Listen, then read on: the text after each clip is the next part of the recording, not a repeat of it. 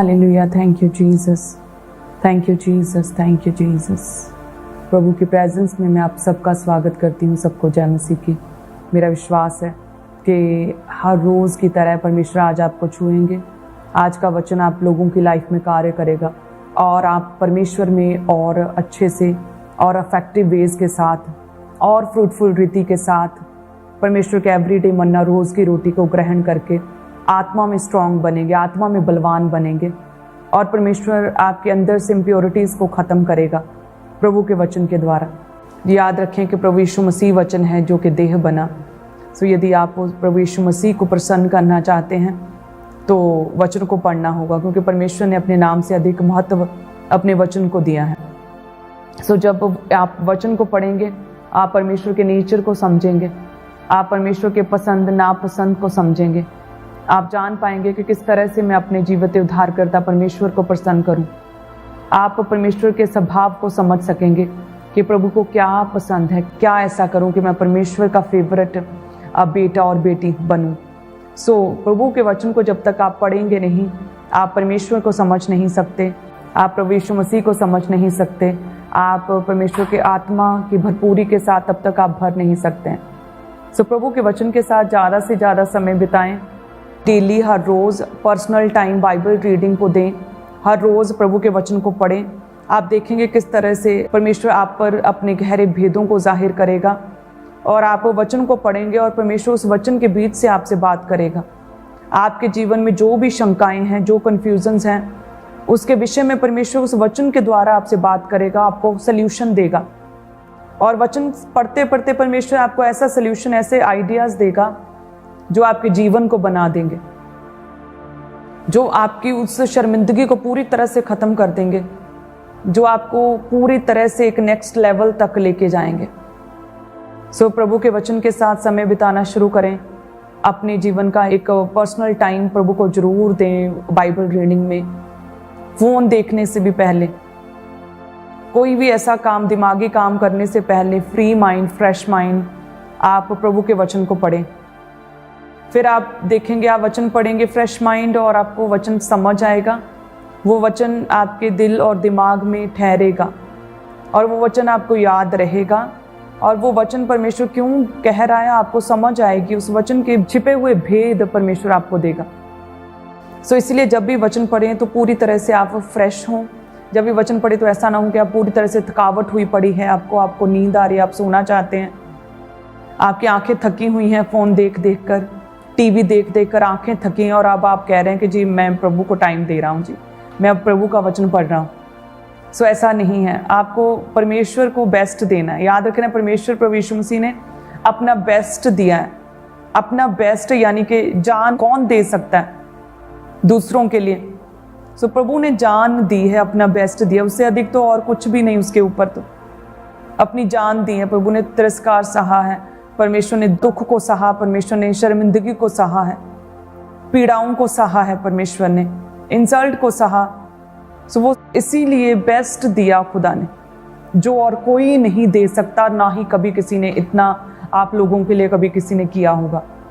सो उस जीविते परमेश्वर, उस उद्धारकर्ता प्रभु यीशु मसीह को आप मानते हैं और वो परमेश्वर जीसस क्राइस्ट आपके पिता हैं। उस परमेश्वर को आप मानते हैं जो जीवित है, जिसने सब कुछ दे दिया, ऐसा कोई नहीं कर सकता था। तो उसे अपना कम से कम बेस्ट टाइम दें। उसमें और किसी का फ़ायदा नहीं, आप ही का फ़ायदा है।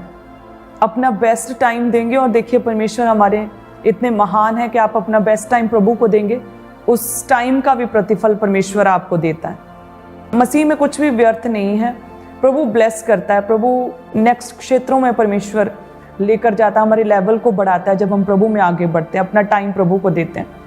सो बेस्ट टाइम दे। आज से मेरा विश्वास है जितनी भी कलीसियां मेरे साथ ऑनलाइन अभी जुड़ रही हैं और जुड़ेंगी, मेरा विश्वास है जितनी इस वचन को सुनेंगी, आज से आप अपना बेस्ट टाइम, प्रथम टाइम, क्वालिटी टाइम, ऐसा टाइम जब आपकी आंखें थकी नहीं, ऐसा टाइम जब आपको नींद नहीं आ रही, ऐसा टाइम जब आप अकेले हैं, पूरी तरह से फ्रेश हैं, वो टाइम आप बाइबल रीडिंग को, बाइबल पढ़ने को, बाइबल स्टडी को देंगे, वचन को देंगे, क्योंकि प्रभु यीशु मसीह ही वचन है जो कि देह बना।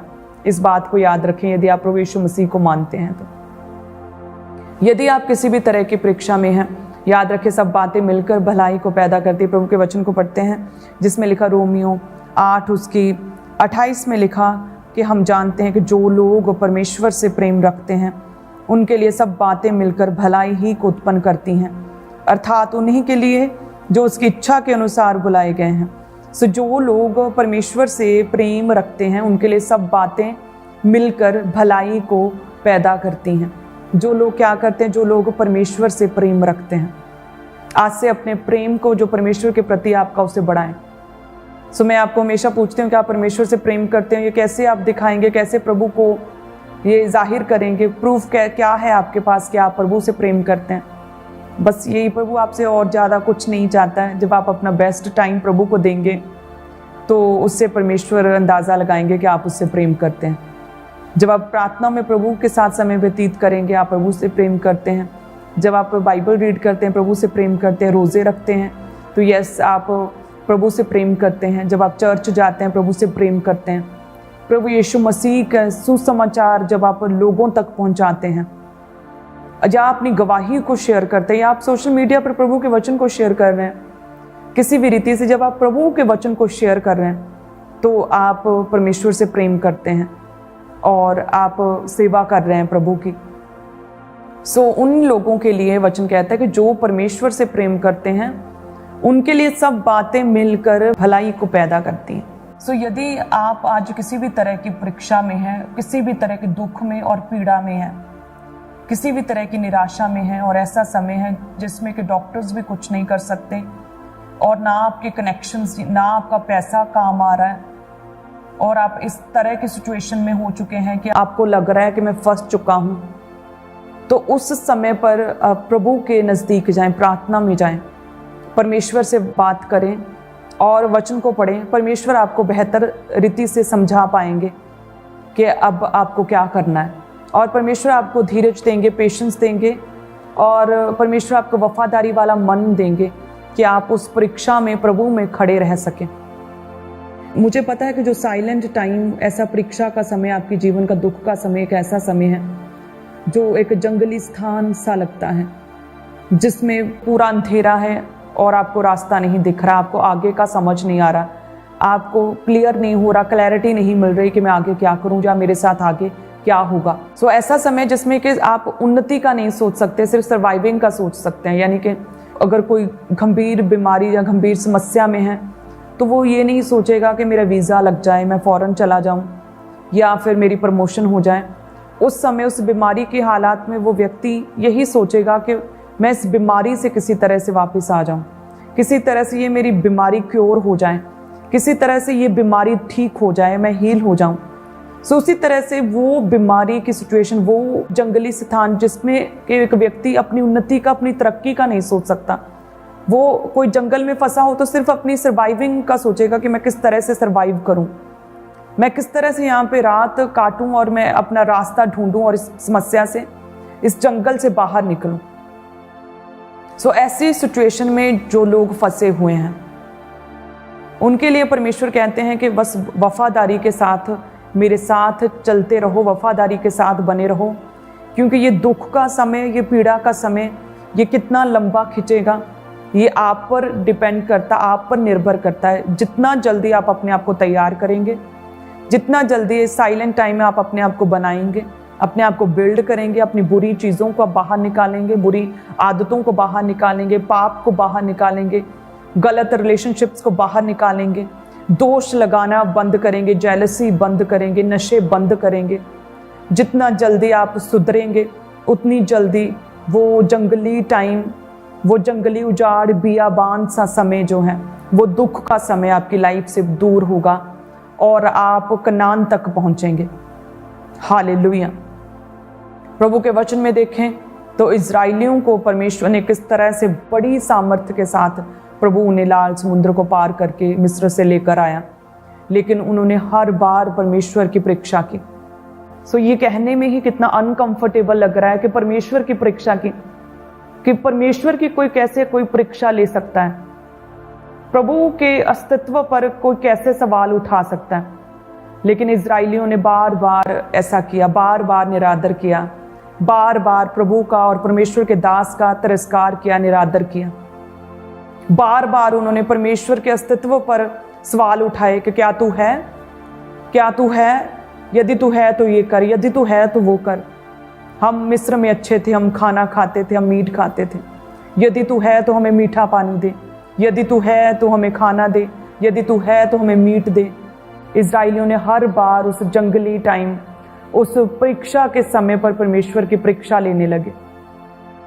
उस समय तो उन्हें चाहिए था कि वो परमेश्वर का धन्यवाद करते, उस सामरी स्त्री की तरह परमेश्वर की वर्शिप करते, जैसे वो सामरी स्त्री परमेश्वर के पास आई कि हे परमेश्वर, मेरी बेटी में दुष्ट आत्मा सताता है और इसे फ्री करें।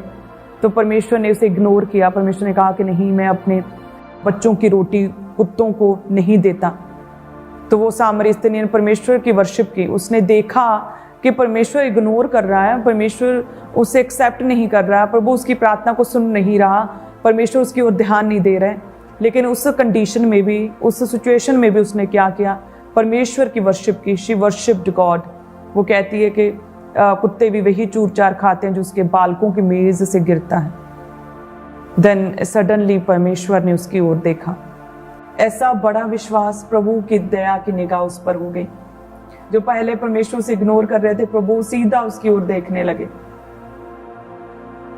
और जब हम इजराइलियों को देखें तो उन्होंने परमेश्वर की परीक्षा ली कि क्या तू है, क्या तू ही है, क्या तू ही है, क्या तू है, क्या हमें जंगल में मरने देगा? सो बार बार परमेश्वर का अनादर किया उन लोगों ने।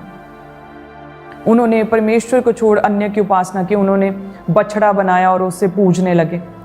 वो परमेश्वर के सम्मुख, परमेश्वर के दास के सम्मुख पूरी तरह से बिगड़ चुके थे। और वचन कहता है कि उनका जो जंगल का समय, परीक्षा का टाइम जो था, वो 3 दिन या 40 दिन का था, जो कि उनकी फूलिशनेस की वजह से, उनकी पाप की वजह से, उनकी गलत आदतों की वजह से, उनके अविश्वास की वजह से वो टाइम लंबा होके, वो परीक्षा का समय लंबा होके 40 साल तक हो गया। और जो लोग वहां पर थे, जिन्होंने परमेश्वर की परीक्षा ली, जो अविश्वास जिन लोगों ने दिखाया, वो वही जंगल में नष्ट हो गए, वो वही मर गए। और उनकी नेक्स्ट पीढ़ी जो थी वो कनान पहुंची। सोचिए, हालेलुया। सो ये आप पर डिपेंड करता है कि आप अपने टाइम को किस तरह से लेते हैं। आप इस साइलेंट टाइम को एक गोल्डन अपॉर्चुनिटी की तरह लेते हैं और प्रभु का जय जयकार करते हैं और प्रभु की वर्शिप करते हैं और परमेश्वर की उपस्थिति में जाते हैं, या फिर आपके पास इजराइलियों का तो फिर एग्जाम्पल और उनका रिजल्ट तो है ही, या फिर आप उन्हें फॉलो करना चाहते हैं। आप देखिए, प्रभु के रास्ते पर चलें, भले ही वो आपको कठिन लगे, भले ही वो तंग लगे, लेकिन उसके मंजिल पर आपको जीवन मिलेगा। प्रभु यीशु मसीह मिलेंगे, आपकी गवाही मिलेगी और आपको परमेश्वर की सच्ची शांति मिलेगी। आपको महसूस होगा कि परमेश्वर ने आपको सिर ठहरा दिया है। आप ऊंच नहीं रहेंगे, आप टॉप पर रहेंगे। हेड बनाएगा खुदावंद। हालेलुया। तो इस तरह से अपनी उस दुख के समय पर प्रभु में बने रहें। परमेश्वर छुएगा और प्रभु ब्लेस करेगा। यदि आप परमेश्वर से प्रेम करते हैं, यदि आप परमेश्वर की बाट जो होते हैं, यदि वफादारी के साथ मसीह में, परमेश्वर में बने रहते हैं, तो वचन कहता है कि उससे प्रेम रखने वालों के साथ सब बातें मिलकर भलाई पैदा करती हैं। यूसुफ को देखें कि एक समय पर जब उसे परमेश्वर ने स्वप्न दिया तो उस समय वो कितना प्रसन्न हुआ, कितना खुश होगा। और उसने जब अपने भाइयों के साथ अपने स्वप्न को शेयर किया होगा, उस विजन को जो परमेश्वर ने उसे दिखाया, तो उसने ये कभी भी नहीं सोचा होगा कि उसके भाई उससे जेलसी करेंगे या उसे गड्ढे में डाल देंगे, उसे बेच देंगे। उसने ये कभी नहीं सोचा था। जब वो अपने भाइयों के पास अपने विजन को शेयर करने के लिए गया होगा, तो उसे सब कुछ बहुत आसान लग रहा होगा। उसे लग रहा होगा कि मैं सब कुछ आसानी से हो जाएगा, जो परमेश्वर का दर्शन मेरे लिए है वो पूरा हो जाएगा इजीली। लेकिन देखिए, सब कुछ उल्टा हुआ कि वो गड्ढे में डाल दिया गया। ईर्ष्या की, जेलसी की भाइयों ने। तो जब उसे गड्ढे में डाला तो वो सोच रहा होगा कि गड्ढा क्यों? प्रभु ने तो मुझे ऊंचा करने के लिए, महान बनाने के लिए प्रभु ने चुना है। ऐसा क्यों? गड्ढे में क्यों गिरा दिया गया हूं? बेच क्यों दिया गया हूं? पोतीपर के घर में क्यों गया हूं? जेल में क्यों डाला गया हूं? दोष क्यों लग रहे हैं? लेकिन वचन कहता है कि सब बातें मिलकर भलाई को पैदा करती हैं जो परमेश्वर से प्रेम रखते हैं। यदि वो गड्ढे में ना डाला जाता, भाइयों को वो अपना विज़न शेयर करता तो, और भाई जो उसे स्वीकार कर लेते तो वो वहीं पर रह जाता, वो राष्ट्रों को बचाने वाला ना बनता। यदि वो बेचा ना जाता, पोतीफर के घर में ना जाता और पोतीफर के घर में उस पर दोष ना लगते, तो यदि वहां पर उस घर में पूरा वेलकम उसका होता तो वही रह जाता और सिर्फ उस घराने का, उस घर का वो एक अधिकारी बनकर रह जाता। और जो परमेश्वर का रियल विल थी, पूरे राष्ट्र का अधिकारी, उच्च अधिकारी बनाना, वो पूरा नहीं हो पाता। हालेलुया। आप समझ रहे हैं कि सब बातें क्या है, मिलकर भलाई को पैदा करती हैं। यदि आप इस समय दुख में हैं तो ये भी आपके लिए भला है, ये अच्छा है, ये गोल्डन अपॉर्चुनिटी है। ये आपको स्ट्रॉन्ग करेंगी ये प्रॉब्लम्स, ये आपको मजबूत करेंगी अंदर से ये प्रॉब्लम्स, ये आपको परमेश्वर के करीब लेकर जाएंगी ये प्रॉब्लम्स, और आपको एक बेहतर इंसान बनाएंगी। हालेलुया। सो वो क्या है कि किस तरह से परमेश्वर ने यूसुफ को चुना। सो सेम उसी तरह से है, परमेश्वर आपकी लाइफ में बड़े काम करना चाहता है। यदि आप दुखों में हैं तो दुखों में से परमेश्वर निकाल कर आपको बेहतर देगा, आपकी लाइफ में भलाई को दिखाएगा। यूसुफ किस तरह से पूरे राष्ट्रों को, देशों को बचाने का कारण बना। प्रभु ने माइटी वेज के साथ यूसुफ को इस्तेमाल किया। माइटी वेज के साथ परमेश्वर ने उसे एक एग्जाम्पल उसके द्वारा सेट की, क्योंकि उसने हर एक परीक्षा को, चाहे वो गड्ढे में डाला गया, बेचा गया, उस पर चाहे पोतीफर के घर में दोष लगे, चाहे वो जेल में डाला गया, उसने हर एक परीक्षा, हर एक दुख को एक स्टेप की तरह लिया। हर एक दुख पर वो पैर रखता आगे बढ़ता चला गया। वो गिरा नहीं, वो पाप में नहीं पड़ा, वह विचार में नहीं पड़ा, वो डिप्रेस्ड नहीं हुआ, डिप्रेशन में नहीं गया, वो रोने नहीं लगा। वो तकलीफ में रहा लेकिन फिर भी उसने वर्शिप की। वो तकलीफ में, दुख में रहा लेकिन फिर भी पवित्रताई में रहा। वो दुख में था लेकिन फिर भी कुछ भी गलत नहीं किया, चोरियां नहीं की, जेलसी नहीं की उसने।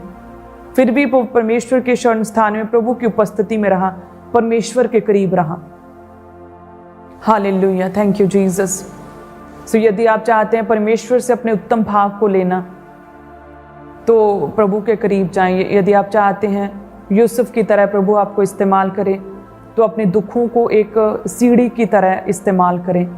आपको आगे बढ़ाने की ये स्टेप्स हैं, इन्हें आप वन बाय वन पार करते जाएंगे और आप एक उत्तम भाग को अपनी लाइफ में यूसुफ की तरह रिसीव करेंगे।